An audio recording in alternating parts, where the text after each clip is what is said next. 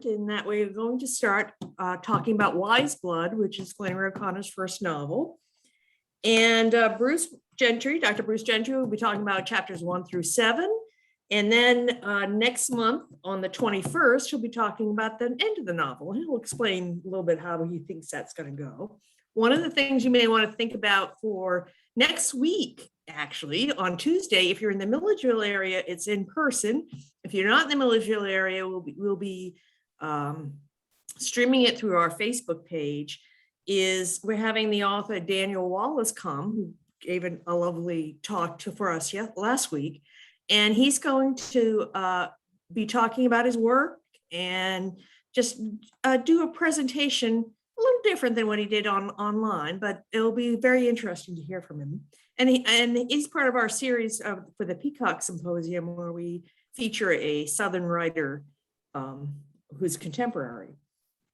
Also, after that, on October 7th, we'll have Christine Flanagan, who will do a session called a Masterclass with Carolyn Gordon and Flannery O'Connor. Carolyn Gordon was an author of the period who gave Flannery O'Connor quite a bit of feedback, and Dr. Gentry will be talking about that today as well. As always, this is being recorded, so if you have any qualms about that, you can photograph yourself, but it's nice if you're one of the people presenting to have faces to look at. And we will mute everybody before we get started so that Bruce can have a chance to talk on his own. But if you have questions, please note in the chat or raise your hand or raise the hand icon and let me know, and I'll call on you. Okay. All right. You all set, Bruce? Yes. And I need to be interrupted once in a while. I will try to pause at a certain point and see if there are any thoughts anybody wants to share. It's easy to find a place to pause in here. Okay, Wise Blood. I usually start with what I know about the origins of a text. Flannery started writing this book when she was in graduate school around 1947. It was published in 1952. She worked it and worked it and worked it and worked it constantly for 5 years. We have those thousands of pages of manuscript material and special collections here in Milledgeville. She won a prize while she was at Iowa for the first 6 chapters. Picked a fight with the publisher who gave her award, probably because she wanted a better publisher, which she got. The publisher wanted her to write something that was a little more conventional than Wise Blood is, and her response to that advice was to make the novel even weirder. The original conception for the novel seems to be that soldiers coming back from World War II to the old home, he's going to go to town to visit his sister, who is modernistic, secular, has a house full of new appliances. She's ready for the boom after World War II and the American economy, and she thinks it's a whole new world and this is going to be great. She don't want to have anything to do with the past. That's one choice. And the other choice is Hazel meets these street preachers who are totally sincere, not phony at all. These are Asa and Sabbath. And they're a little eccentric, but they're not at all hucksters. And that's his choice. Am I going to be like my sister and give up all that old stuff from the past, including religion, or am I going to become friends with these preacher types? If you want a taste of what the early Wise Blood was like and how it described our protagonist, read The Train and the complete stories from O'Connor's thesis. Hazel is a fairly nice guy. And the Hazel of chapter 1 of Wise Blood is not a very nice guy, picking fights with everybody he meets. Flannery said that she saw a soldier on a train between Milledgeville and Iowa City, and she saw that he was homesick, and she felt for him, and she got inspired to start thinking about a piece of fiction about that, and that her compassion for somebody, resulted in writing thousands of pages that became a short novel. Other things got into the mix along the way, and I can, tick off a few of these things. Well, and one was the atmosphere in Iowa. It's pretty clear. Catherine Hempel Brown has shown us that Iowa told women, you can't be taken seriously as a writer, probably. You better try to write like a man somehow. Flannery was sitting in workshop with a bunch of guys who were going to graduate school on the GI Bill. They were all trying to write war novels. And so, of course, it occurred to Flannery that she could beat them at their own game. And she could write something that had the war in the background, and it would be better than everybody else's. And that's how it worked out.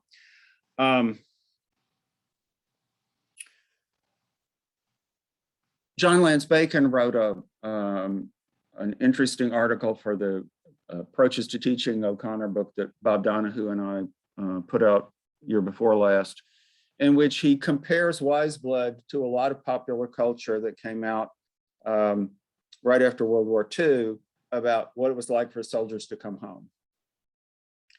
And John Lance talks a lot about popular movies and how it was quite common that you'd have movies all about the problems faced by a soldier who's coming back, and the society has changed, and everything they remember from the past has been taken away from them, and it's problems, very troubled characters, and mostly movies about their struggles. Well, you can say, hey, Wise Blood fits right into that category, that Hazel's head, everything's been taken away from him. He doesn't know what to do with himself. When he comes back to the US, there were a lot of people like that.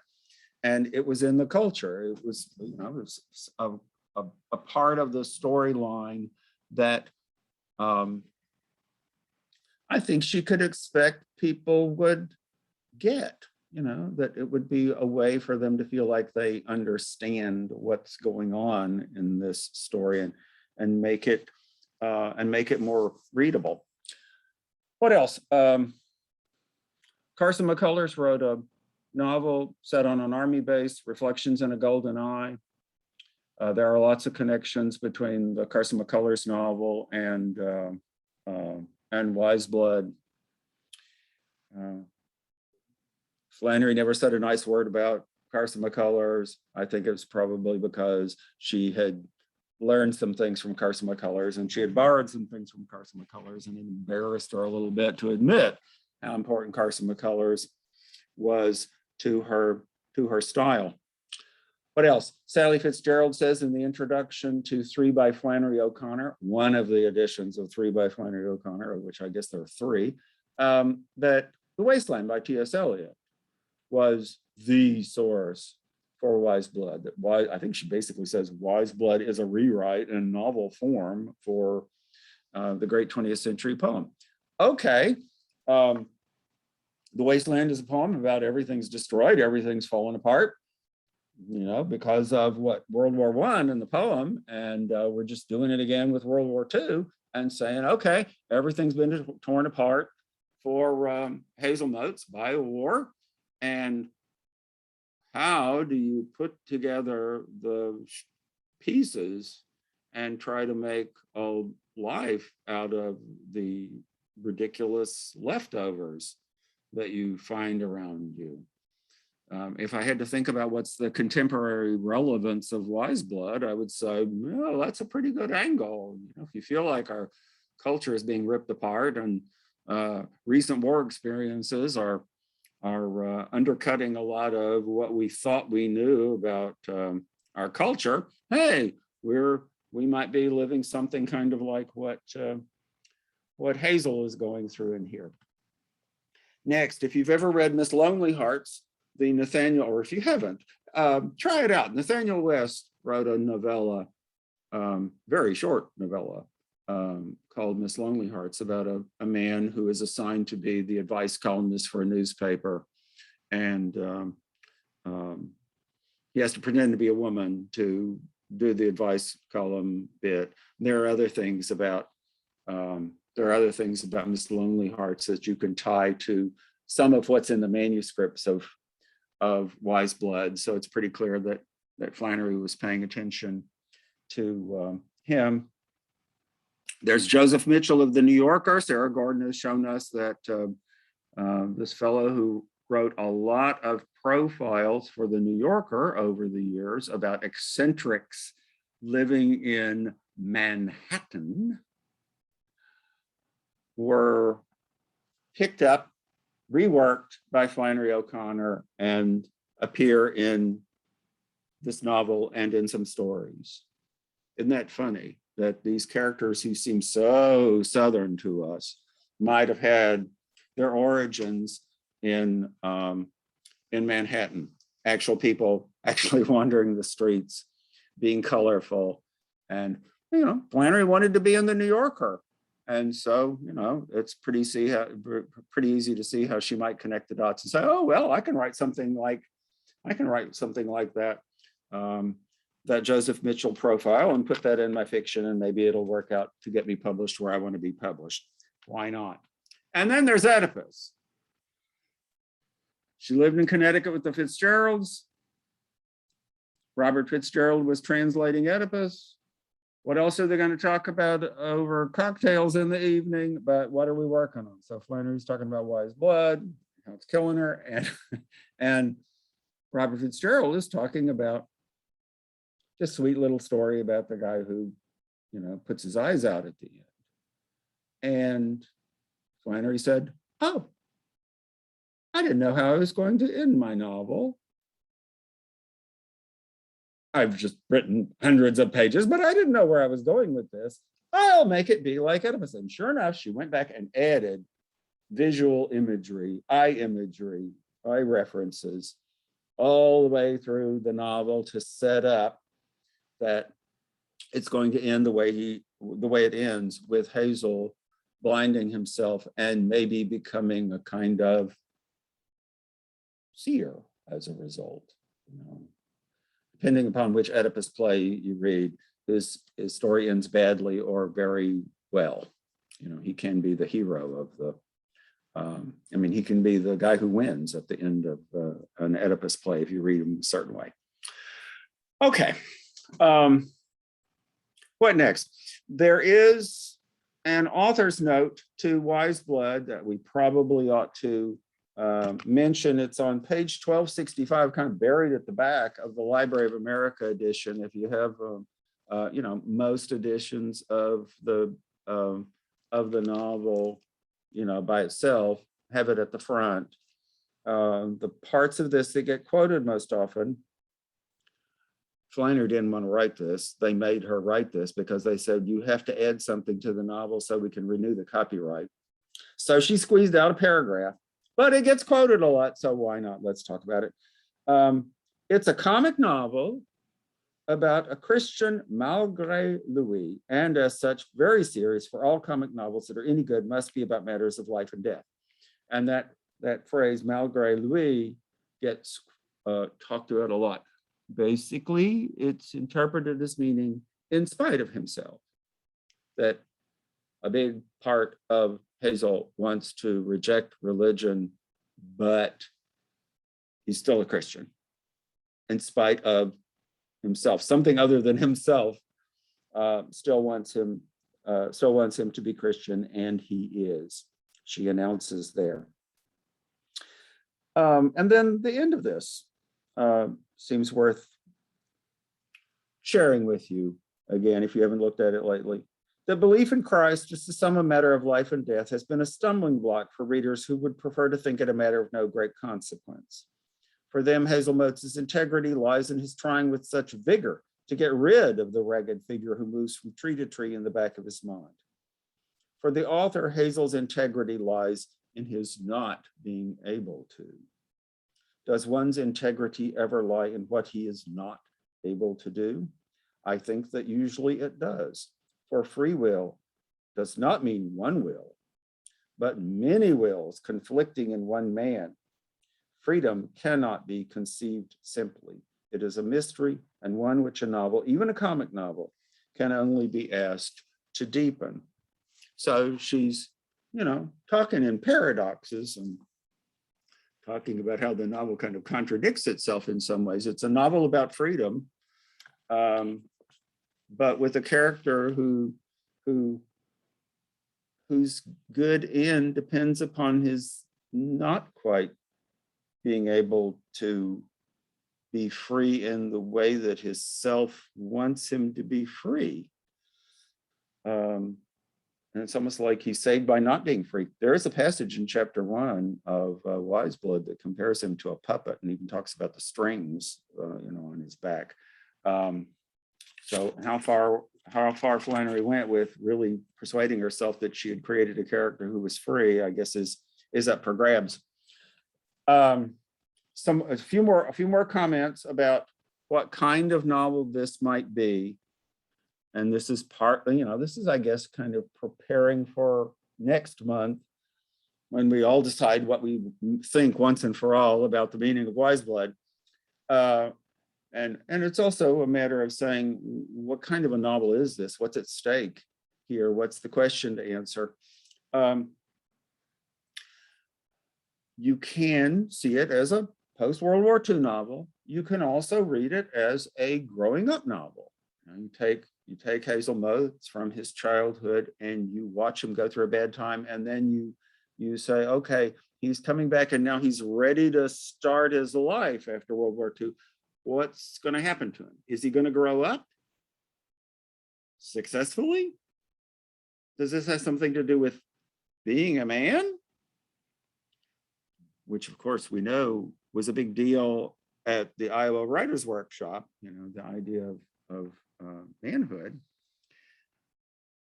Does he become more like a woman by the end of the novel? Maybe he refuses to be a man and becomes more womanly. That's kind of my read of this novel. Flannery always said that, you write a piece of fiction and you want it to be good, it has to have a significant change someplace. And, what's the change? And is the change undercut the way O'Connor's changes are undercut sometimes by circling back to the very beginning? I'll be talking in a bit about how you can see the end of the novel in the first chapter. And, if we just make a big circle and we end up where we started, it kind of calls into question the notion that there's a great big change that's really, really, really a total change. What else? Is he saved? This is a religious novel. Is he saved by what happens in this novel? Is he damned? Does he commit suicide? And does that put him on the, is that the unforgivable sin at the end of Wise Blood?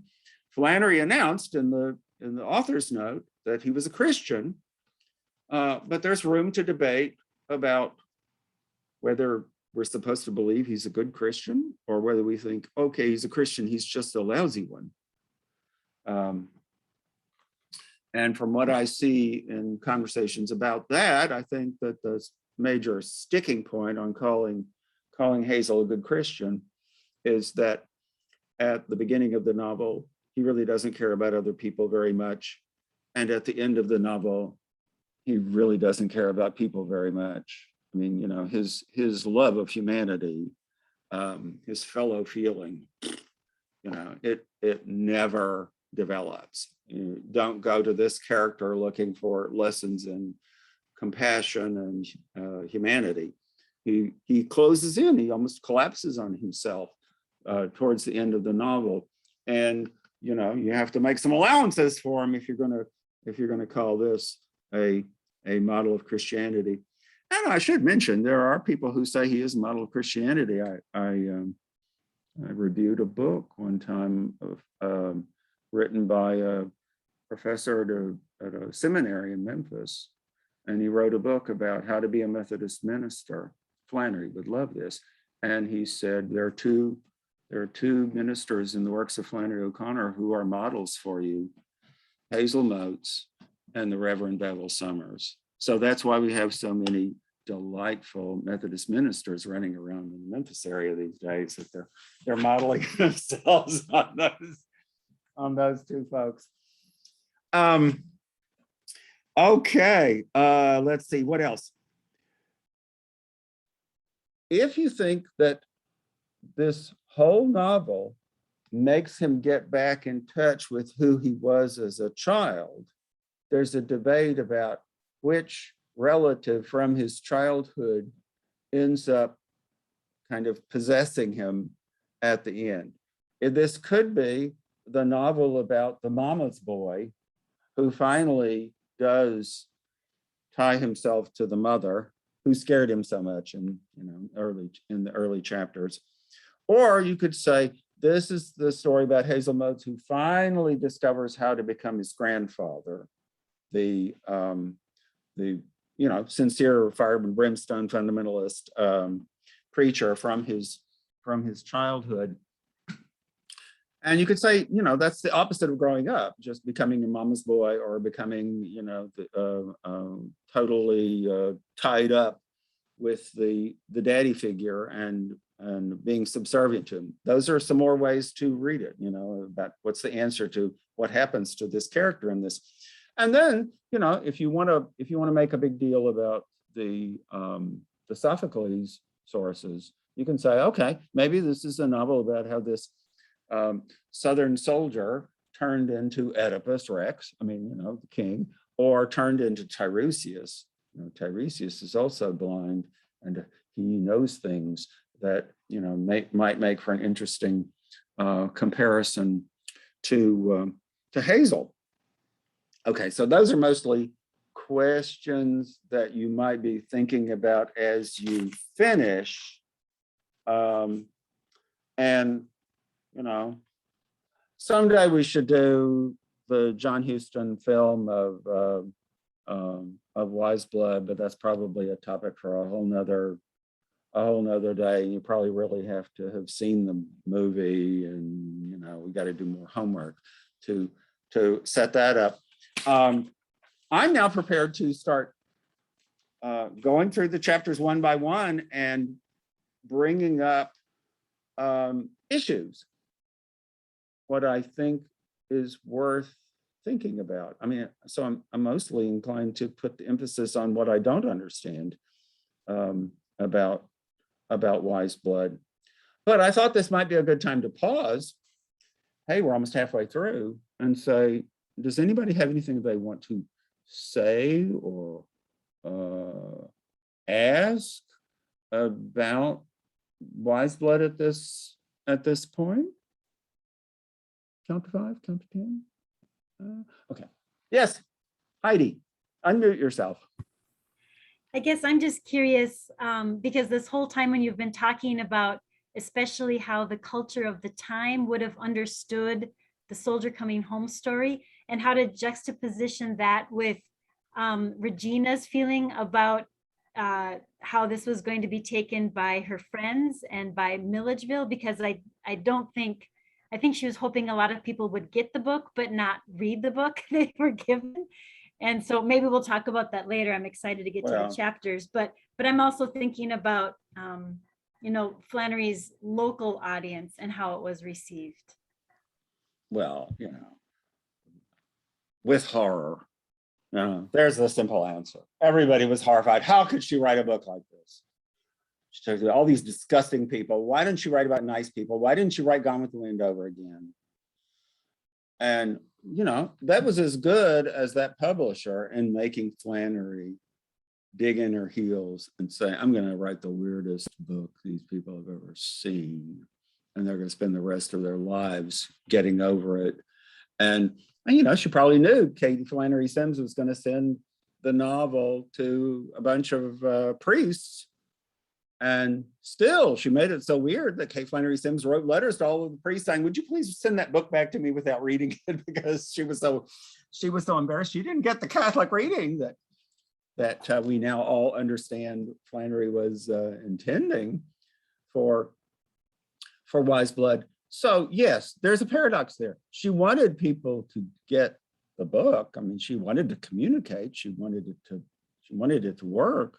And on the other hand, a lot of the energy in this book is, I'm going to shock you. I'm going to offend you. I'm going to not do what you expect me to do in this, you know, when you pick up a novel. Yeah, she's got that book going both ways. Okay, on to the chapters. Feel free to say something in chat, or, you know, wave your hand and we'll notice you and call on you to insert a comment. Chapter I was one. just going to add something, Oh, Bruce, yeah, to Jordan. Heidi's point, which is that in Jean Cash's biography, she talks about, like, she has like cousins that are specifically quoted about the kind of the reception in Milledgeville. Like my favorite line was the cousin that's like, you know, they did a reading for her at the college, and it's like they never did that again. So, you know, they were definitely scandalized. Mm-hmm. Yeah. Well, and her royalties for the first 6 months of sales were something under $2. You know, Really? did not take over America, and you know. Well, the initial review in the AJC, or wasn't the AJC at that time, I think it was just Atlanta Journal. The lady said something like, she ended her review with like, I can't wait to see what she does when she writes about nice people. And, you know, it's like, little did she know. So Little did she know she was never going to do that. Maybe in a temple of the Holy Ghost, I think the mother in a temple of the Holy Ghost is a perfectly nice person. That's why she's our favorite character, right? We had a nice Catholic mother, and we all remember her and get the t-shirt. Okay, chapter one. You know, I'm just talking about puzzles here now, okay? Not everything. So if there's something else you want to bring up, be my guest. Hazelmud sits down across from Mrs. Wally B. Hitchcock and insults her every way he can think of to insult her. And then he shifts over to other people, and I would say the other major person he wants to insult in every way possible is the porter. I would say Hazel's wrong on both counts. That what's so terrible about Mrs. Wally B. Hitchcock? Okay, she speaks in cliches, as do almost all other O'Connor characters. That doesn't seem to me to be a big stumbling block. The thing that really bothers him about her is that she's traveling to get back in touch with family. And she talks about caring about children. And this seems to irritate Hazel and prove to him that she's not a serious person, that he should insult her, and that he knows all of her convictions, what they must be, and he's ready to insult them right off the bat. I would say after you finish the novel and you see the problem at the end about how does Hazel feel about other people, you know, it's time to come back to the first chapter and see how Flannery was setting up the ending with her first chapter by saying, well, he had that problem at the end and he had it at the beginning and he didn't make much progress on that particular point. He just doesn't like other people and he can't even be nice to people who care, who, you know, try to love other people. Hazel just doesn't have any use for that. And we may or may not be willing to forgive him for that. Okay, the porter. Two things to say about the porter. I think Hazel's right. You can argue with me, but I think Hazel is right when he tells the porter that he knows where the porter comes from. And he gives the porter a hard time for denying his origins, denying where he's from. Hazel acts like he's got him, that he's pinned him to the wall once he identifies the porter's origins. Okay, this is going to be part of a pattern. We're going to see a lot of this sort of thing of saying, I know the truth about you. It's a matter of where you come from. And if you don't admit that, you're a total liar. Now, another thing to say about the porter. A black man, the porter is, who wears a white coat, as porters did. At the end of chapter 1, we are left with the image of dark train, blackness with a little spot of whiteness over there in the distance. When you get to chapter 14, you're going to see another little pinpoint of light. What's the connection between the spot of white in the darkness at the beginning of the book and the little spot of white in the darkness at the end of the book? I don't really have much of a theory about this. I just think, you know, Flannery's mind works this way sometimes. You know, the whole plot of The Violent Buried Away is given away in the first paragraph. And, you know, and you may forget that she told you where this is all going, but there it was. You weren't supposed to be in suspense. You ended up right where she told you were going to end up. It seems significant. It seems significant somehow. Okay, on to chapter 2. And you recall that I said one of the significant things about the interaction between Hazel and the porter is that Hazel plays gotcha. You know, I know the truth about you. It's all about your origins. Okay. Chapter 2, the taxi driver who picks him up from the train station and takes him to Mrs. Watt's house because she has the friendliest bed in town, looks at Hazel and plays gotcha. I mean, I don't know if he intends to, but he looks at Hazel and says, "You look like a preacher. That hat looks like a preacher's hat." And even when Hazel tells him he's not a preacher, the taxi driver is sure he's a preacher and continues to say he's a preacher. He's saying, I know the truth about you, and your denial of that does not matter to me at all.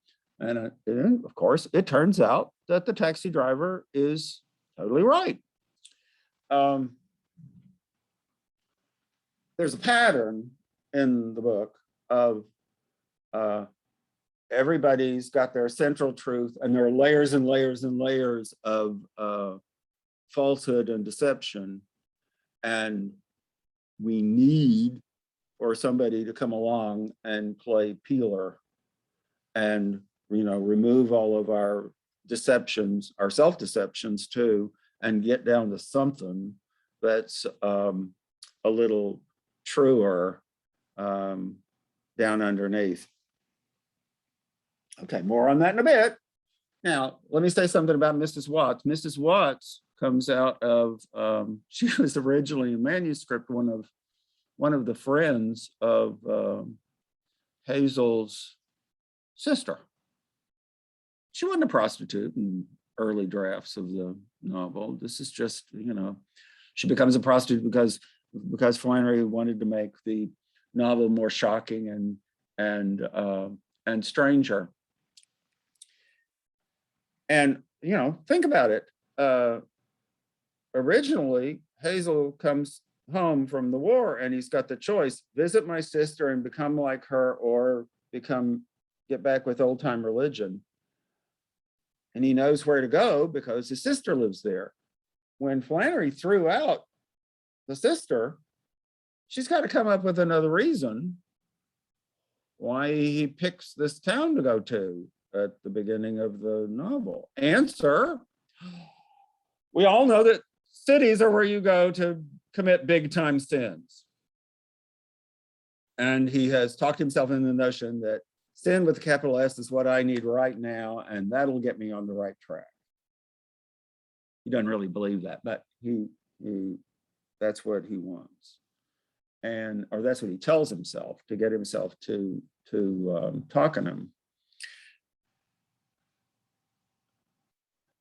All through a lot of the novel, I would say Hazel picks out people that he meets, and he figures out that this person is going to do something to him that's going to change him in some way, that they're going to give him the answer. And I would say Mrs. Watts doesn't perform the function that Hazel expects. He doesn't have the pleasure of thinking that he has ruined her, for example.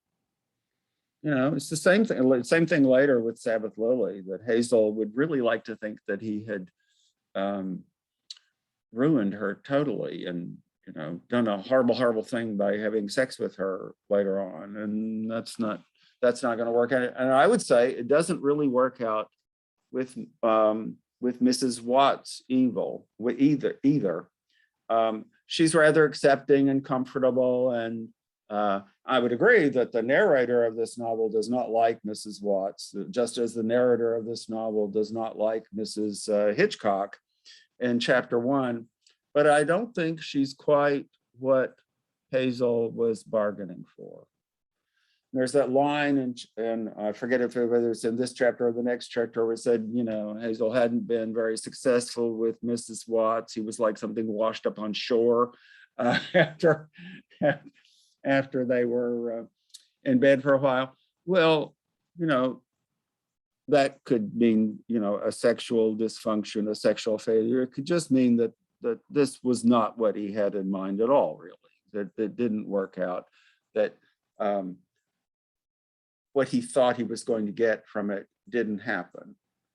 And so there was something other than sin with capital S that he wanted from this encounter, I suppose. Okay, on to chapter 3, and here's a little story about composition. The beginning of chapter 3 was not there until Flannery was encouraged to make Carolyn Gordon her mentor. And she sent the manuscript to Carolyn Gordon, and Carolyn Gordon wrote her a long, detailed letter about what's wrong with this novel. And Flannery continued to send everything throughout her career. I mean, you know, Carolyn Gordon saw everything, I think. And she was never hesitant to tell Flannery what she thought. And she was regularly pointing out what she saw as problems. Well, okay, what did she say about Wise Blood? One of the problems with Wise Blood, she said, oh, by the way, before I get to the problem, the Ben Alexander collection of letters has a letter in which Carolyn Gordon says to somebody about Wise Blood, everything in it is damned. Wow. Imagine having that person as your mentor telling you how to write this novel. I don't think everything in Wise Blood is damned. I think that's Carolyn Gordon being really opinionated.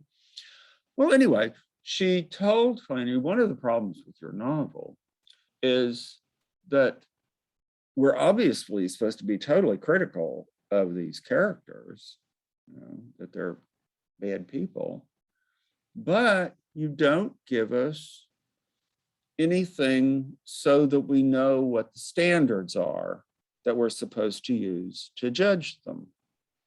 Why don't you give us the bigger picture so we have some moral standard? I am paraphrasing totally here. I mean, you might say I'm kind of missing the boat about exactly what it was that Carolyn Gordon said, but I think I'm right.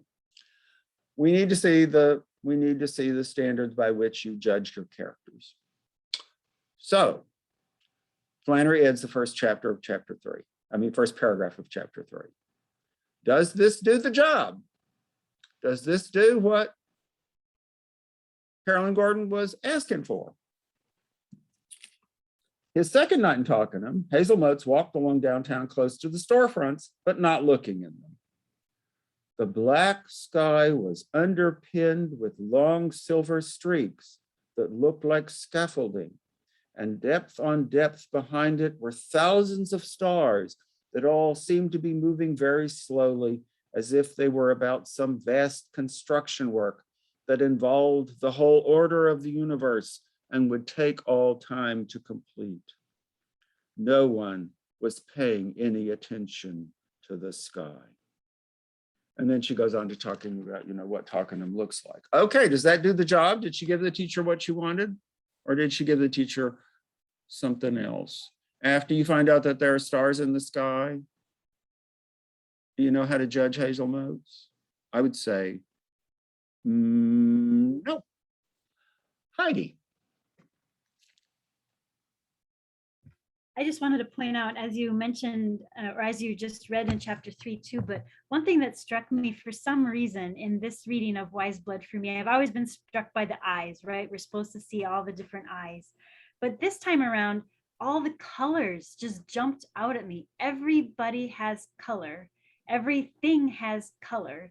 And I always feel like this story to me is just dark. Everything, like maybe the action is dark, the characters are dark. But again, I was struck by how much color Flannery does put in here as descriptors. The eyes all have color, the cars, I think about the 3 women he sat in the dining car with, and how they were dressed like partridges, Parrots. and have red claws. Yeah, parrots with red claws. And I thought, oh, way to describe fingernails, like how cool. So I just wanted, again, no point on where this is going, but watch for all the colors in this and in the second half. I think that's just really interesting. Yeah, she's very interested in color even before she gets into painting. Even when she was a cartoonist, she was also paying attention to that thing. Well, and if you think color is what it's all about, then how do you get your standard for judging the novel from the black sky with some streaks? I don't know what's going on in this passage. Bob Donahue just gave a conference paper in which he says that this is Flannery's discussion of the interstate highway system, which was being built at the time about the time that Flannery was composing this novel, which is I think a fascinating way to try to look at it. It never occurred to me to look at the stars in the sky and the vast construction project as having anything to do with something as practical as that. I would also say, if you've read about Flannery falling in love later on with the ideas of Pierre Teilhard de Chardin, well, his big idea was that the whole universe is in this constant evolution, and eventually it will arrive at a divine order, but it's going to take forever to get there. Well, if you've just been reading Teilhard, and then you come back and read this paragraph, you might say, oh, this is Flannery thinking like him before she ever read him. That there's this vast thing that's evolving and changing, and someday it's going to crystallize in a good way, but we just don't see it yet. It's an add-on. It's something the teacher made her do. And, part of me wants to say, well, that's a lovely passage that she came up with. And it kind of does what Carolyn Gordon was asking for. And I also kind of see a war between Flannery and her mentor, that she was making the teacher think that she did what she did, but maybe she was doing something else entirely with this add-on of the passage. There will be more about, what Carolyn Gordon made her add to the novel. This is a passage where we meet the potato peeler salesman, And it's a metaphor that I think is very applicable. There was a chapter of Wise Blood that Flannery published as a story, and she gave it the title, The Peeler. And we ain't just talking about potato peelers here. We're talking about all kinds of metaphorical peelers, women without their clothes on in the casket, you know, and the notion that people need to be peeled, that they peel each other too, and that you better hope this happens, because the alternative is much worse. This is where we meet Enoch Emery, and one of the first things that Enoch Emery does is peel away at Hazel Motes. He says, I know where you come from. Hazel denies it, just as the porter did. I think Enoch's right, that Hazel is from where Enoch says he's from. And Hazel is making the very, you know, doing the very kind of denial that bothered him so when the black man was doing it in the first chapter. And there are more of these things, probably more than I've even noticed here. This is also the chapter where the potato peeler, oh, it's a big scene. The potato peeler salesman introduces us to Enoch, and it also introduces us to Asa, Hawks, and Sabbath Lily, and who are here, you know, in religion biz. Hazel wants them to be serious. He wants them to fix his life for him. He wants them to make him, I think he wants them to make him rediscover religion. And they're just not interested. You know, they don't wanna. He wants somebody to do that. He never finds anybody in the novel who's willing to force him to rediscover religion until oh, I got that second half. See where you think somebody finally makes him, you know, do what he wants them to do in terms of changing his life. Hazel wants to have a fight with Asa Hawks, and I think the happy ending that Hazel has in his head is that this guy would argue with me effectively, and I would have to start believing what Asa believes, but that ain't going to happen. So that initial notion that Hazel was going to have a simple choice between the secular world represented by his sister and the religious world as represented by Asa and Sabbath. Oh, it's much more complicated now, because the choices just aren't there clearly. Everything's all tangled up, and everything's you know, kind of corrupt by the time he meets them. He has the darndest time getting anybody to play that role he wants them to do. This is also the chapter where we talk about where we're introduced to the concept of wise blood. What did we think it meant when we just saw the title on the book? You know, does that mean anything to you before you get to chapter 3 and you're told that the person who has it is Enoch Emery? You know, if I'm told to fill in the blank with an answer, what is wise blood? I would say, oh, it's intuition. It's the wisdom of the unconscious. It's something that saves you from your horrible intellect. That it's the other part. It's whatever opposes your intellect that's in you. That's wise blood. And if you've got it, good for you. And I think probably Flannery believes almost everybody has wise blood. They just might not listen to it. But, you know, it's such a big idea that of course we've got to give it to Enoch and have him be the one who, you know, makes the speech about how important it is to have wise blood.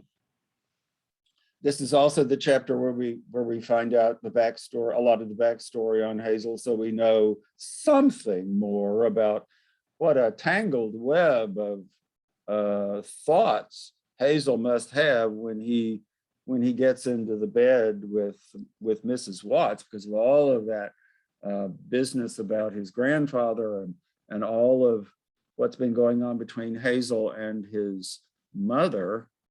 There's stuff in manuscript where his mother takes him to bed, and Flannery cut that out. I don't know when she put that in there. I mean, she made Hazel even more like Oedipus in some manuscripts than he is in the final draft of the novel. But what he wants when he gets in bed with Mrs. Watts is something for the psychiatrists.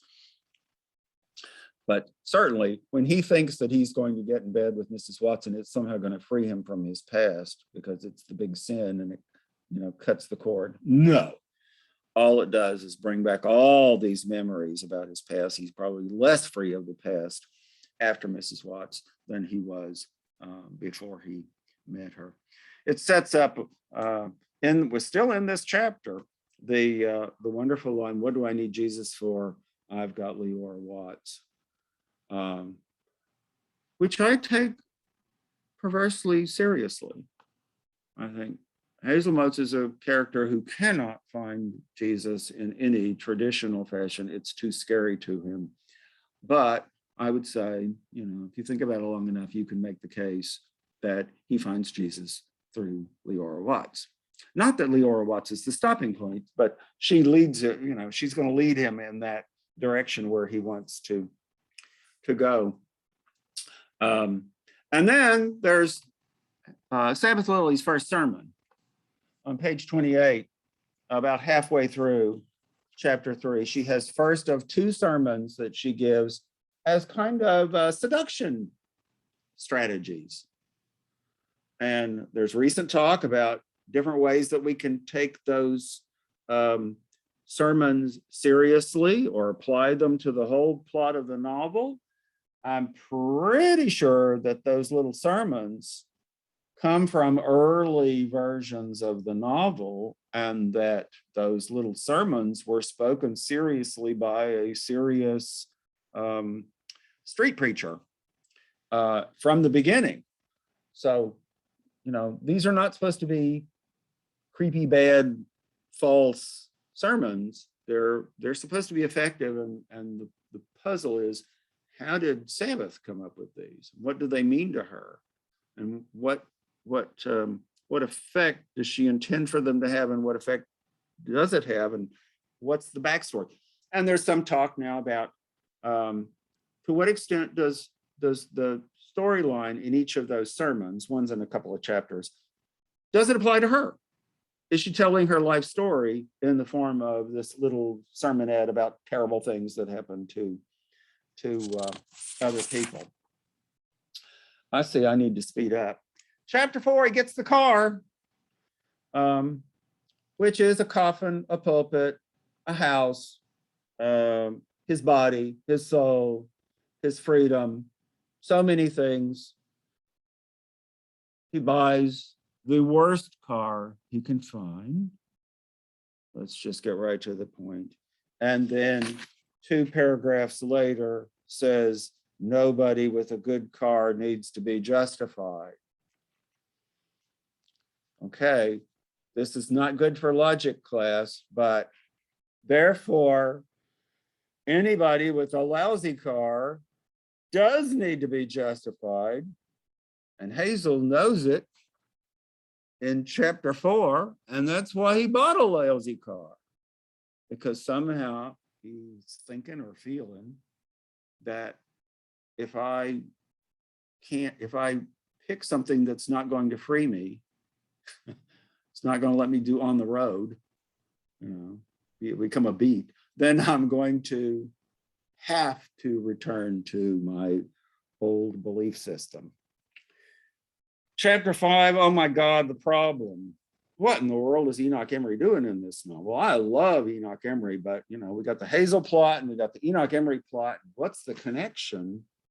It's problematic. I would say about 85% of O'Connor criticism about Wiseblood acts as if Enoch's not in here, because there's this ongoing puzzle about what is the necessary connection between these two plots? Why do we need Enoch in here? He's fun, but is he just, you know, a little comic relief before we get back to all the serious stuff about Hazel, who you might have noticed doesn't have much of a sense of humor? You know, Flannery is a humorist, or we might be laughing at Hazel, and sometimes I don't think he's ever making any jokes for us to laugh along with. This is a real good. Think about this for next time and give me your solution to the problem about why these two plots belong together. And I will also say the way chapter 5 ends, nobody understands. The woman from the swimming pool, the one that Enoch is looking at through the bushes, spying on. She wants to go into the museum and looks at the mummy in the case. Oh, you got the answer, Heidi. What's going on there, do you think? No. I don't have the answer. I started, I promise I'll think about it for a month. But I just wanted to bring up the other piece that jumped out at me this time reading it through were all the rocks. There's rocks, there's boulders. You know, chapter 4 ends with the white paint on the rock. Chapter 5 ends with, you know, him getting hit on the head by Hazel with a rock. And so I'm trying to puzzle that one out too. I just saw so many boulders. He puts stones in his shoes, right? And he walks with the stones in his shoes as penance after he sees the naked woman and his mom catches him. So there's got to be All something about there rocks. too. Yeah, Yeah. and Gary Chuba has an article about the vinyl buried away in which he talks about rocks. You know, so maybe Flannery O'Connor is the novelist of rocks. Hey, have at it, folks. Yeah, that's good. I'm sure you're right that, you know, there has to be a reason. Of course, Flannery said you don't have to be conscious of your symbolism. If you just talk about something long enough, it becomes a symbol and it means more than you have to understand. And I think she's totally right about that. Okay, moving right along, because we're out of time. Chapter 6, Hazel gets his room next to the Hawks as he starts preaching. This is the one where he says, nobody with a good car needs to be justified. He starts peeling away at Asa Hawks, and he's eventually going to realize he's a phony. We get the passage about how Asa almost blinded himself, and we're told that he was possessed by enough devils so that he could have done it. Okay, figure that out for me, please. When you see how this novel ends, do you think that putting out your eyes is a sign that you really are possessed by a bunch of devils? Is that a clear sign that you are really messed up? Are we supposed? Then this, I think, is coming from the narrator. I mean, it's not a character's opinion that's saying that about possession. I had a graduate student who just wrote a master's thesis for me about demonic possession in Wise Blood and the Violent Buried Away. And Jamin, I love him, everywhere he looked, he saw something about what he knows about demonic possession. And I tend to resist this reading, but golly gee, he made the case for a lot of pages. And then I ran across Carolyn Gordon saying everything in Wise Blood is damned. And you know, so I'm reopening some cases that I thought were closed. Okay, chapter 7, largely the Sabbath chapter. I will just admit to you right up front that I like Sabbath a whole lot. I think she's fun. I think she's going to be fine after this novel is over, and she's going to recover and have a wonderful life. Hooray. So that's who's going to have a happy ending out of all this, is Sabbath. I told you about Carolyn Gordon making Flannery add the first paragraph of chapter 3. What she adds to the novel at this point, and it appears in several places, is clouds. Okay, if you want to demonstrate to the reader how they're to judge the characters, you put clouds in the sky that look like God the Father and the Holy Ghost. This will, of course, communicate to the reader how they are to judge the activities of the characters in the novel. What?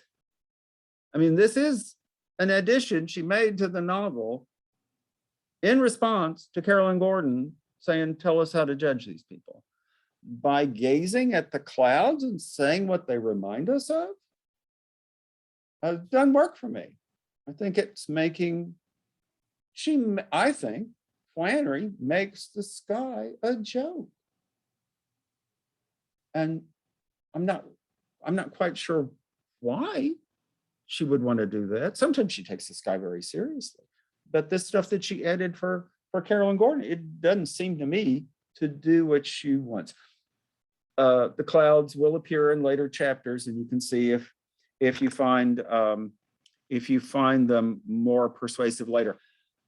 Sabbath's second sermon, these are, passages of the novel. They're just a paragraph long. They're easy to return to multiple times.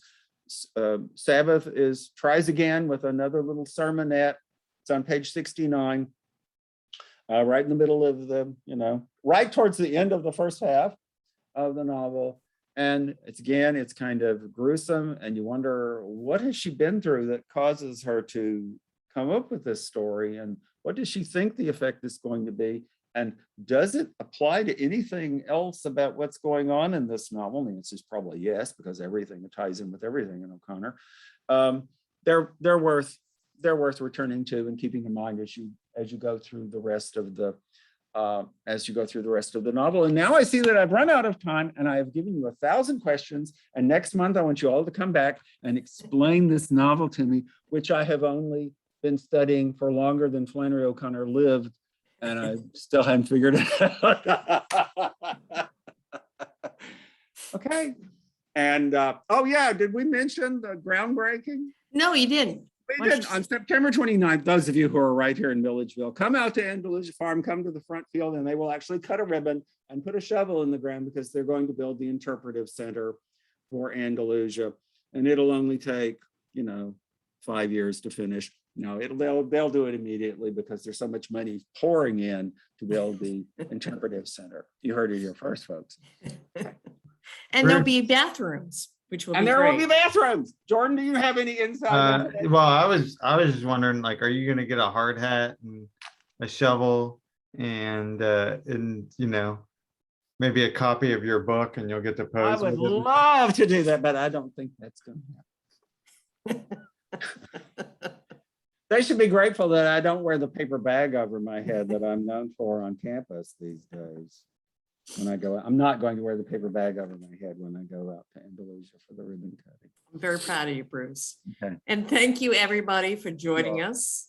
And All thank right, you, friends. Bruce. Yeah. And we'll have all our answers next month at this Okay, time. next month, all the answers. Okay, good night. See you, everybody. Have a good night.